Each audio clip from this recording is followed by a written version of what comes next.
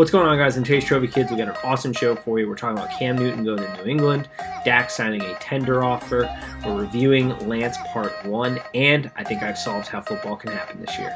So let's go.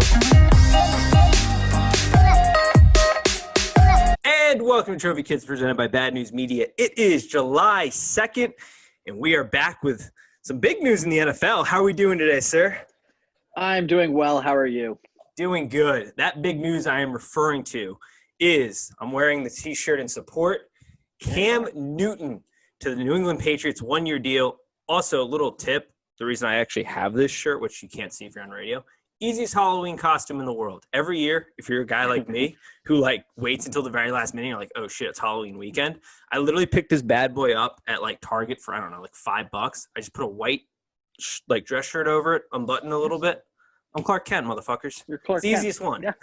That's very easy. Very smart, very cheap, very costly, efficient. Man, it's pretty best. Good. It's been my costume for the last 3 years. But Cam Newton to the New England Patriots, arguably outside of Tom Brady, probably the biggest free agency signing this year, maybe? I don't know. It's probably the biggest name for sure outside of Tom Brady. I don't know and it might even be the most consequential for the rest of the league. It's sort of crazy it went this long. How are we feeling about this signing? I think we definitely at least have brought it up that it wouldn't be the worst destination out there. I like it. I think the Patriots, as always, they're very smart. They kind of read the room and realized no one was going to sign Cam. So why rush? Let's just wait until we can sign him for practically nothing. So I like the move. I think it's going to be a little different. Belichick and McDaniels have to change up the offense, of course, which they do anyways, depending on who's on their team. But Cam isn't accurate like Tom. He's a very different player than Tom. But he doesn't really even have the weapons that Tom kind of had over his 20-year career anyway. So, but I like it. I didn't want, even though I'm not a Patriots fan and I generally root against the Patriots, I didn't really want to see them go 3-13. I kind of want to still see them be competitive. I want to see Belichick have a fair go without Tom, and I think that this will make it a little bit more fair to see who really does do better, Tom or Bill. On that point, I'm with you. The Patriots are my second team. As kind of we all have them, but my family's all from New England. I didn't grow up a Patriots fan, but they're the second team I usually root for. So I didn't want them to do terrible. But the one thing I definitely didn't want is it's Bill Belichick, so it's hard to imagine this happening. But with Jarrett Stidham and Brian Hoyer, the only two quarterbacks on that roster, I did not want them getting Trevor Lawrence in the draft because they ended up shitting the bed next year. And then just having a dynasty for the end of time. I like a little churn and burn, a little competition in the league, even though there's always been competition. But it is, with them at the top of the food chain for so long, it's time to get some kind of fresh legs in there. The Cam signing, you're right. They read the room perfectly. They're paying really cheap for him. He's a former league MVP. He brought the Carolina Panthers to the Super Bowl with a not very good wide receiving core. When you go down and look at that wide receiver core, there is nothing impressive about it. So, he's shown that he can play with less than impressive rosters at a high level. The durability is a question, which is kind of nice to the Patriots. They get a 1-year deal. It's cheap. It maxes out at $1.5 million, which I know Richard Sherman took a big offense to. But that's just what the market dictated at this point. And the Patriots are an organization that aren't going to pay top dollar if they don't have to. But they get the guy that honestly allows them, if they thought Jarrett Stidham was going to be eventually the guy, which I don't know if that's really going to be the case in the future. This gives him another year to sit, learn behind another very good quarterback in Cam Newton. And honestly, it probably – I got to imagine Bill's loving this because it gives him – not only was he going to have the challenge of can he coach without Tom Brady, because there's that argument, which one is more important to the other. I've always kind of said they're almost equal in a sense to that success. But this gives him the challenge of can he completely reinvent what he does from a football standpoint, and Josh McDaniels as well, as you said, to a completely different quarterback, which – is an interesting challenge and one that I think Bill Belichick needs to stay in the league at this point. I don't think he's going anywhere necessarily anytime soon, but I think it helps kind of recharge the batteries and get you going again. Yeah, I agree. Like I said, I don't think he's going anywhere soon. However, I wouldn't have been shocked if the Patriots kind of sucked this year and he was just I'm old. What am I doing? But And it also like it takes I was initially predicting to probably be the most boring division in football in the AFC East, and it makes it a little bit more exciting because it was like who's going to win? Like this is probably the Bills, but now it's like okay, well maybe not the Bills. Yeah. So it just makes it a little bit more competitive in what I was predicting to be a very boring division. And I still think it's going to be kind of a boring division, but it just makes it a little bit more exciting. I agree.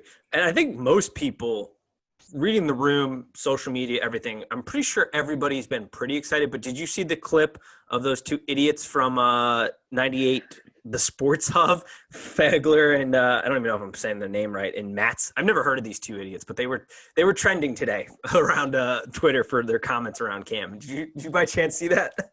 I saw them. I mean, such foolish comments because he dabs on the field. Well, he also gives the ball to a kid every touchdown he scores. Like, come on. Dude, Cam Newton, it got to the point. So for those of you who haven't seen the clip, maybe I'll interject a part of it. It's a 2-minute clip, though, so maybe I'll do like 40 seconds here or whatever. But these two guys were basically going off on Cam. And it's a rhetoric that we've seen around Cam from time to time. And they were like, we don't want to see him dabbing. I don't want to see him doing the Superman. Like, the Patriots don't celebrate. One guy, at one point, he was like, it's going to piss me off if he does the Superman. It's like, I'm sorry. Have you been asleep the entire Patriots, dynasty here? Do you remember Gronk? He's got some pretty nice celebrations. Aaron Hernandez had about the longest TD celebrations I've ever seen, if you remember back to then. Like, these guys celebrate. And not only that, Bill Belichick himself he wants his players to celebrate. Not overly celebrate, but there's video of him, I think it was in A Football Life on him, where he's talking to a room of players, and he's like, you should be excited when you complete a play, because all the work that goes into that, like, there should be a celebration. So, like, these two bozos are an idiot. But it also goes to this thing where, like, Cam Newton, I've always been in awe of Cam Newton's talent, because what he can do on the football field, like, when he was he might have been one of the debate for greatest college player is a tough one, but, like, that year at Auburn, he was unstoppable. Oh, yeah. And then when he got to the NFL, outside of injuries, he's suffered with some accuracy issues, but when he's healthy, he's been almost unstoppable. Again, he's a freak, and he's an awesome dude. Like, there hasn't been a giant controversy around him. Yeah, you might not like his style, or like he's a little kind of out there, but that's not hurting anybody. So it's more fun to make fun of, like, oh, that's an absurd outfit, than it really is to be like personally attacking the guy like they kind of did.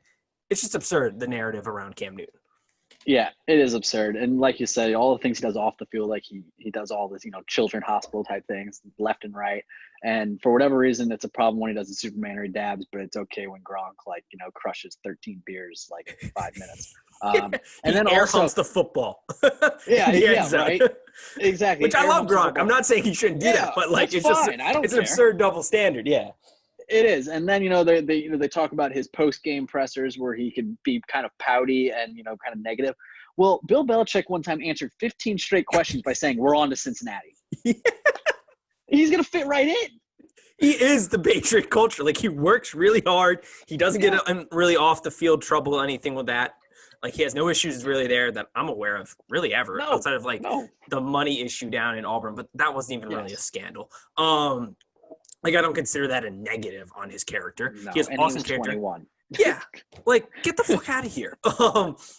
The other thing, too, you mentioned about the children's thing. The most impressive thing about Cam is, all those generally get leaked by, the parent or a friend. He's never calling up the media. I mean, he does do, big events where the media is obviously invited, for foundation stuff. But he's all the time doing stuff within the community and not trying to get any attention for it just because he's a good dude who also happens to be an insanely electric football player when healthy. It is nuts.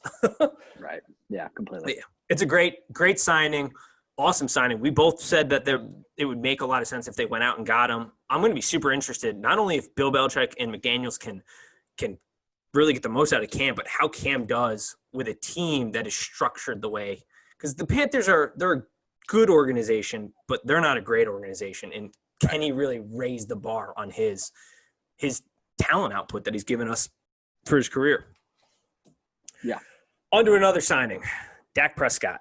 Dak Prescott hasn't signed a long-term deal, but I thought it was worth kind of talking about because this is going to be the ultimate, put your mouth where your money is kind of statement that he's making. He's signing the 1-year tender deal, $31.4 million, exclusive franchise tender. They have another 13 days to work out a deal, long-term deal. If not, they'll have to wait until next offseason. Honestly, I think this is a win-win for both parties because this is a put your nuts on the table and show up. Like if Dak plays elite this season or close to elite, then he's going to get the money he wants, I think. And if he doesn't, then the Cowboys have every right to be like, hey, this is what we're going to pay you. If you don't want it, we'll go get somebody else because you're not producing at the level you should be at this point in your career. Like this is that perfect example. It does suck though if he gets hurt because that's the big risk for Dak. Yeah, that's the big risk. He's kind of going the Kirk Cousins route. He's betting on himself. With the talent he has down in Dallas, I think it's a pretty good idea. If you're going to bet on yourself, you may as well do it when you got, Amari Cooper, CeeDee Lamb's coming in, you got Ezekiel Elliott, great offensive line, just you're loaded on offense in general. So, I hate the Cowboys, but I don't like injuries. So hopefully he plays fine and he gets a big deal. And hopefully it's a really big deal because he's really not that good and Dallas gets fucked. Letting the true Redskins fan come out here. Fair. Yeah. Very fair. But yeah, he's probably making the right call for right now.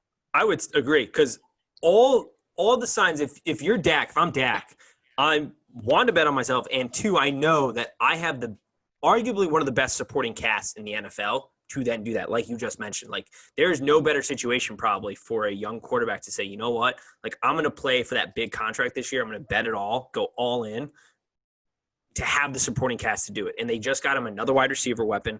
The offensive line is still good. It's not as great as it once was, but it's still good. Right. You have Zeke, who, by the way, did you see that video of him pulling out, I think it was the bong or gravity bong on Yes, I did. So perfect.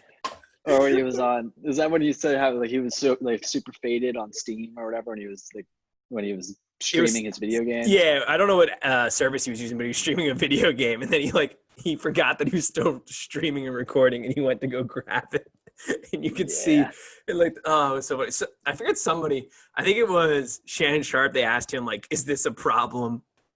And I'm paraphrasing this, but he was they were like, is this a problem for the Cowboys? Should they be concerned? And he laughed and he was like, hell, I'm faded right now. And so it is, that's not a problem, obviously.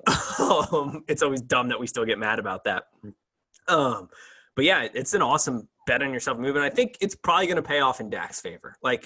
I think the Cowboys, I think he's going to play good enough where the Cowboys are in that situation where they kind of are now, but even a little bit higher of a level where it's we really can't hit reverse on this. We're all in. Dak's got to be our guy because our talent window is going to start to close sooner.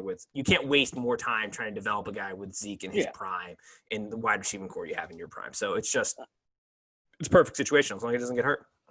It is. I mean, and like you kind of just mentioned, he doesn't even have to kill it. He just has to play pretty good. Yeah. Just pretty good. And they're not going to risk just saying, take a hike and, we're going to start all over. If you play pretty good, unless you're stupid like the Redskins, you're going to re-sign the quarterback. Yep. Exactly. So it's a good move. All right. On to the top before we do our Lance Part 1 review. Mm-hmm. I think I have solved the football problem because I'm at this point. Yes. So first off, baseball announced that they finally got their deal done and they're coming back. I did not appreciate – I know it's probably not going to happen. Having sports in this era, unless you can do kind of bubble like the NBA is doing, is probably not going to happen with Rona in full blown. But it's still nice just to have the night of thinking baseball's going to come back. I don't need you Debbie Downers on Twitter telling me this isn't going to happen the day they announce plans. But I'm getting away from myself. I think I have formulated a way for the NFL to have a somewhat legit shot at doing it. The biggest problem, as we're saying, let me kind of walk you through this. It's a little extensive. Let me know where my holes or blind spots are on this one, but I think I have figured it out. You can't have sports unless you kind of do the bubble thing with the NBA's doing, where you basically you test everybody at point of entry. As long as they pass, they're in, and then they just stay in, and you knock out a bunch of games. And that way, you're really decreasing because there's just not a risk of exposure unless you're letting people in without testing them. The NFL's problem is there's way too many people per organization plus teams to do it in one location. So I was up all night. It was one of those things where you're tired all day, hit the pillow, and then your mind is just running at 1,000 miles per minute. Mm-hmm. Doing bubble hub cities, but this is how you would do it. You start the season you take every divisional team and you put them in one location. So the NFC South would go, I don't know, somewhere within that region. They would all go, and you send them. Like hotels are doing bad right now, so I'm sure you'll be able to lock those down, or like condos or things like that. You test them at the point of entry, and then they stay there, and you just knock out your divisional games first. You play everybody twice, so that's 6 games. You knock that out. You test everybody at point of entry. Even if they want to bring their families, they can bring their families. You just test them at the point of entry, and you bubble them. That way, and you do that in everywhere throughout the country. Then you break for a week.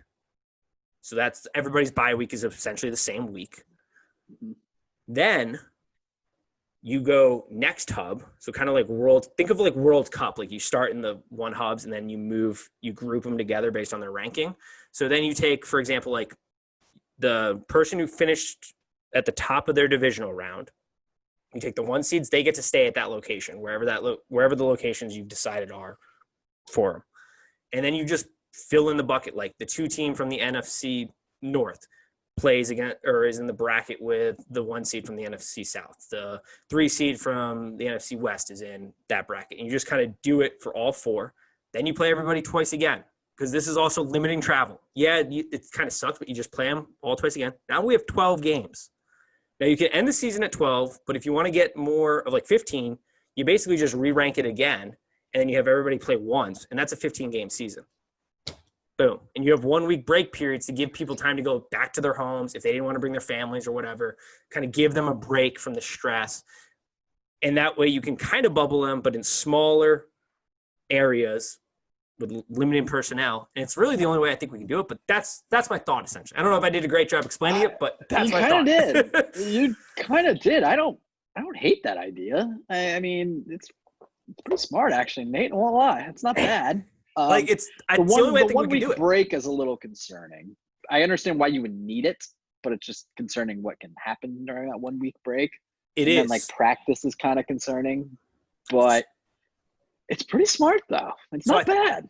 I thought of that, and I was like, because that is a bit concerning, because I don't think players would want to sign on to do it all at once with no break, especially if they're away from their families or whatever. So that's what I'm saying. We're doing the 1 week. I think you give them like a true 1 week break, and then you have them go to whatever city they're going to report to next, but you don't play games that first week back. So you test every point of entry, and then you just practice and kind of get back into the swing of things for a week. And then players who have tested positive, they have to sit out for 2 weeks, but that way they're at least not missing 2 games. They'll only miss 1 game if they tested positive over the break, and then you can reintroduce them back into the pool. It would make the season definitely longer. Yeah. But it gives you less, because right now they're planning on doing like everybody's going to be like normal, but instead the way they're going to try to eliminate this is testing them at the point of entry to the facility, and then they're considering like flying day of to games and then flying out that night, which Ebron Seattle plays in Miami this year. They're going to fly from Seattle to Miami and then get off the plane and play football. It's not possible. You have to do these. I think you have to do these hub cities. Like, I think that's the only way you're going to be able to do it, and just bubble the teams, but give them breaks spread out. And like, we've all been to like resorts, or maybe not we all have, I shouldn't say, but like I've been to resorts where like they're not like your standard hotel room. They're more like condos or whatever. Like, I'm sure you can lock that down for the NFL. Like, I'm sure the NFL can lock, if you called up Marriott right now in like Arizona or wherever, and we're like, hey, we just need to book the entire place out, I'm sure they'd be like, deal. Because I can't imagine, maybe not all the places, but I got to imagine there's some space available for this to happen.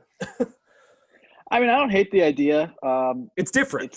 It's going to be different, and I think it limits the risk. I mean, I'm still kind of, I don't know. I go back and forth. I don't know how they're going to do it. I really don't. Like, let's say, what if an entire offensive line on a team gets COVID? Yeah. We're going to find a bunch of replacement offensive linemen. I mean, the quarterback's going to die. I mean, it could happen. I mean, an entire position group could come down with it. Yeah. Like, what if a whole offensive line gets it? That is a disaster scenario. Well, that's what we're seeing in college right now with all these guys going back and like getting in the weight room. You're in a condensed area. Like, that's why I think the only way, like the NBA sort of has it right, where it's like you're basically sending everybody down to Orlando, and then you can't let anybody in. Once they're in, they stay in, and you can't let anybody in. Like, that's the only – and even then, it might still happen. Like, I don't know. It could potentially still come through. But at least you've really limited the risk. You just can't – you can't do one city. So I think I think the other alternative, if they don't do something like this, then it is, I think we all need to be very comfortable with the fact that college sports and pro football are not going to happen. It's like you said, it's impossible because if one offensive lineman spreads it to his entire offensive line, they're screwed. Or the wide receiver group. I mean, like, where are we going to find all these replacements? Yeah. Corners. I just think the worst would be offensive line. Offensive line, yeah. I agree. You just don't find those big guys very often. Fuck, you mentioned it, the coaching staff. One dude in the coaching staff gets it, spreads it to the entire offensive group, like the entire offensive coaching staff. What are you going to zoom in every practice? Like in game? How the hell is that? I don't know. I just really think it's going to be hard to do this. I don't know. I agree, but that's about the only way. Only way I could think about you would knock it out is kind of doing it. Right. I envision like World Cup style where you have the pods and you just kind of, except for people aren't getting eliminated right away, but you're just shuffling them based on ranking and keeping and just knocking out your divisional games first. But I don't know. It's about the only way I could think to do it. I for sure think college football is insane for thinking they're going to start on time and get this thing done. That seems insane, but they're steamrolling down that track. So that's essentially what I had. For how to get football. I don't know, like, but this is kind of an interesting quote. It actually came from Ronnie Harrison, who says a lot of dumb things, but this is kind of smart. He says, in football, you have to breathe on people. You have to tackle people. You spit on people. Guys have cuts. Guys cough. I don't know how we're going to have a season. And when he says it like that, I'm like, yeah, he's probably right. It's a very good way to put it. Yeah, I would say so too, especially because it's just like, football is just such an insane amount of people from organization there's piles of 9 people all on top of each other. Not like just in a game, and then when you think about practicing during the week, the amount of people in the facility from like the cooks all the way through to your kicker, like it's an insane amount of people. I even think with the NBA, I know they're doing a good job of blocking everything off, so they'll be good. But I mean, we played basketball very amateurly, but we played basketball, and we know, like, when you drive to the bucket, someone's going to touch your sweaty body. You're going to touch someone else's sweaty body. I mean, that's just what happens. Breathe right on them. You breathe right on them. I mean, I don't know. I'm being a little pessimistic, but man, I have no idea.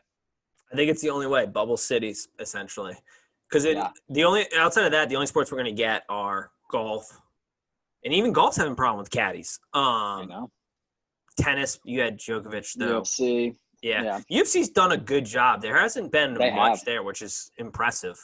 They've done very well. Yeah, Dana doesn't – I don't agree with Dana on everything, but, like, Dana's done a very good job. And the organization as a whole and the fighters and their camps have done a phenomenal job of being able to continue to push through this. Right. Which has been good. All righty, let's wrap it up with the final thing of the day. We ended up watching Lance give a little review of part 1. I wanted to do this because Lance Armstrong is one of the most fascinating people to me. And I'm not condoning like what he did outside of, which I think part 2 is going to get to. We're getting a little ahead of ourselves. Yeah. But there was a point in the 30 for 30 where he even mentioned this, where he was like, I think about like if I were in it now, I'd be with who my peers would be. It's like Michael Phelps, LeBron James, these big athletes. And I think why he's so fascinating is I always kind of forget. One, I kind of forget he's out there from time to time. But 2, it's like, you know how insane it is for Lance Armstrong to make cycling a popular sport for a period of time in this country? Like, every single person knows Lance Armstrong. Like, I'm not going to say he's the biggest sports athlete ever because that's like Jordan and some other players.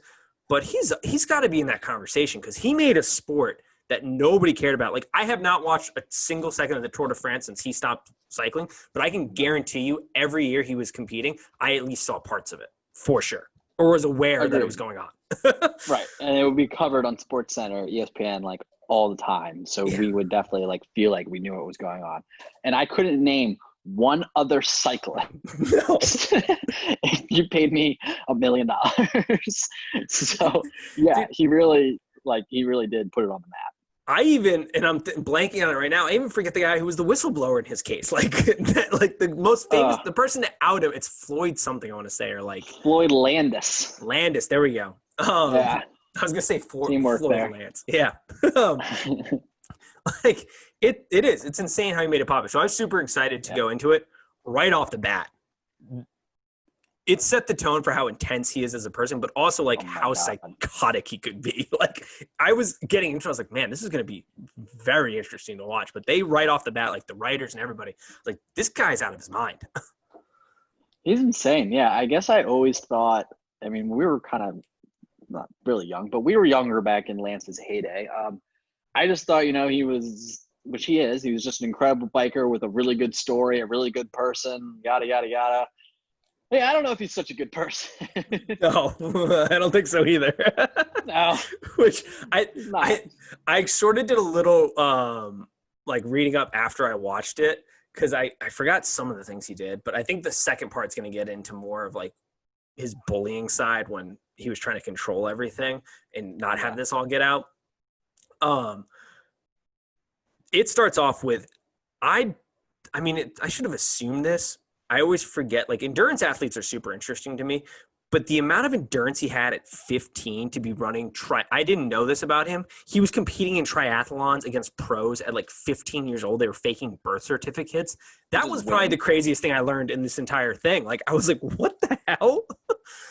Yeah, just an animal. He was like, I have no hand-eye coordination, but I'm really good at endurance sports.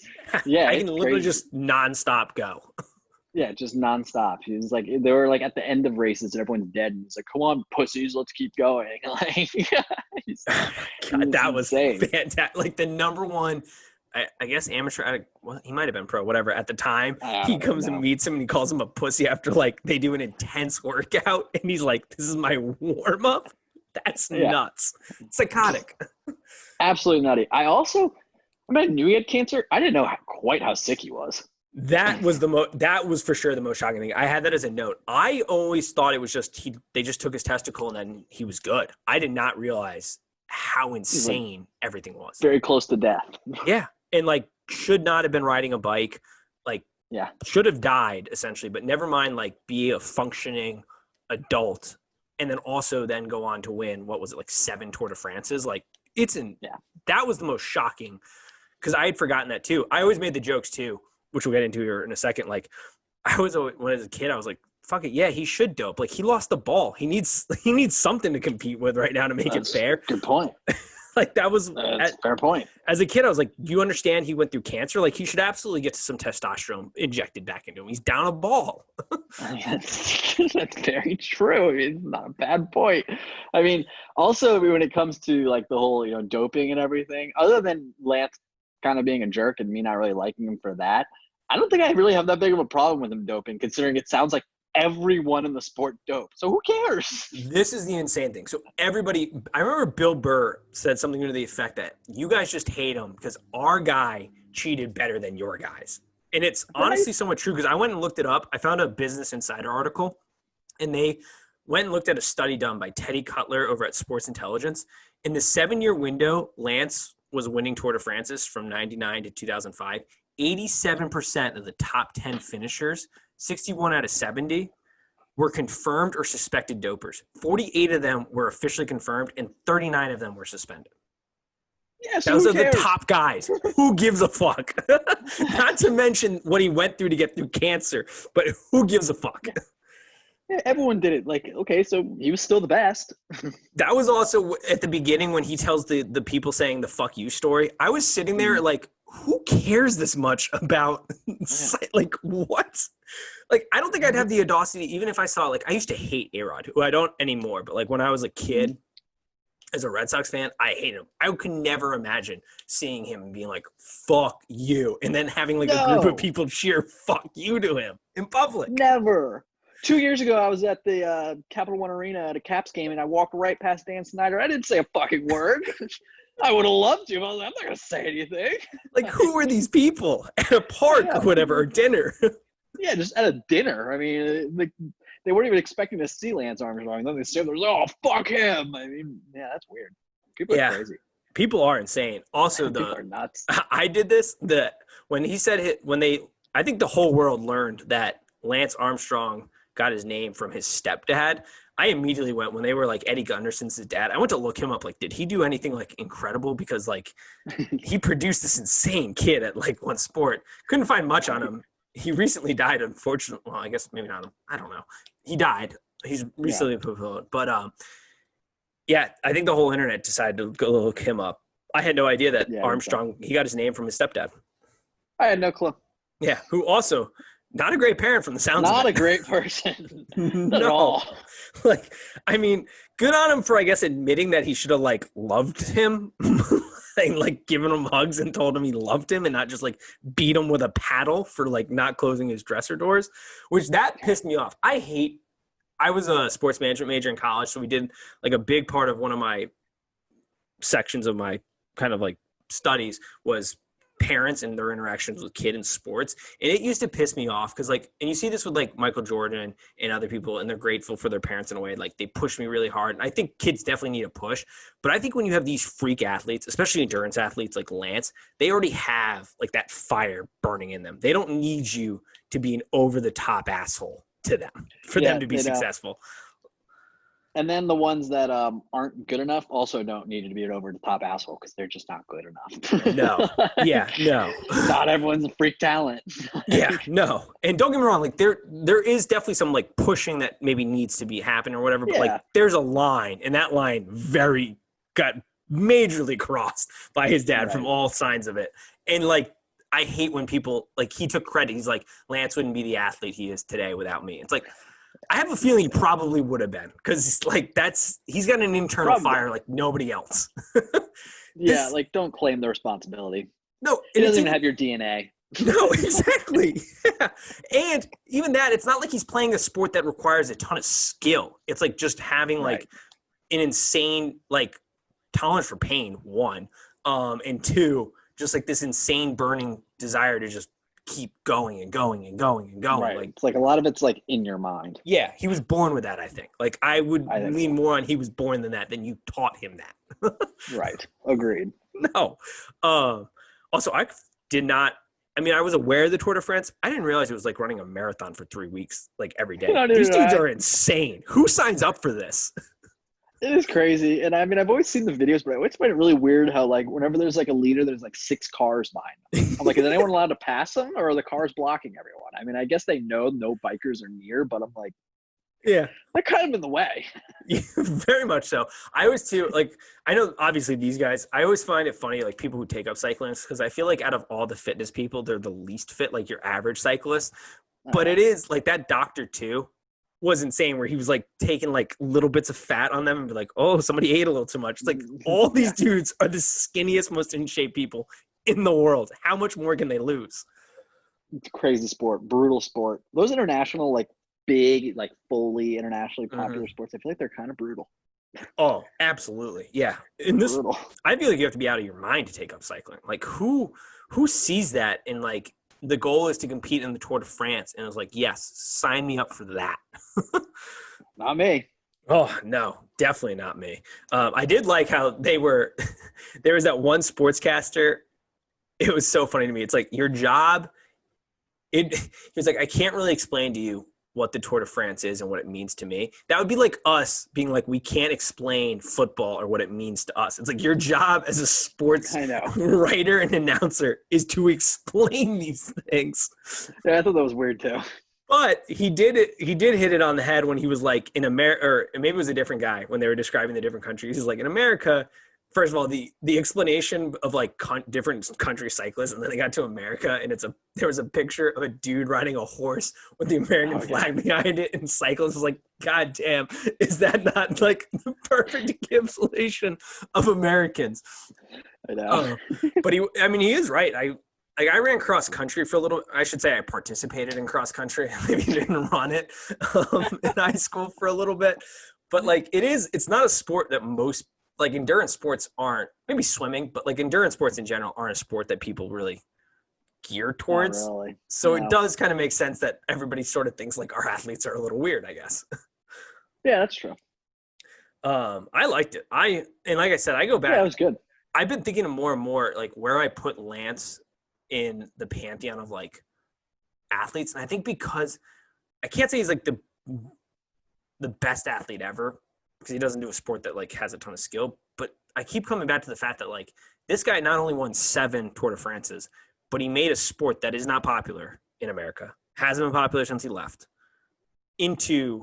something we all knew about and tuned into at some point, or like we're paying attention to. And that's insane. Like you can't say that really for many other athletes that they grew. I mean, you can say that about MJ, I guess, and LeBron and some other people, but like most of our main athletes, you can't say they grew a sport the way he did. The way he did. Right. I agree. Yeah. I mean, it's just, I'll always have that image of Lance Armstrong in his bright yellow shirt, pedaling his ass off, beating everyone's ass. Like, I'll always have that image. Like, I'll never forget that. Hell yeah. And the fact that he came back after cancer and fucking was setting like records immediately off the bat.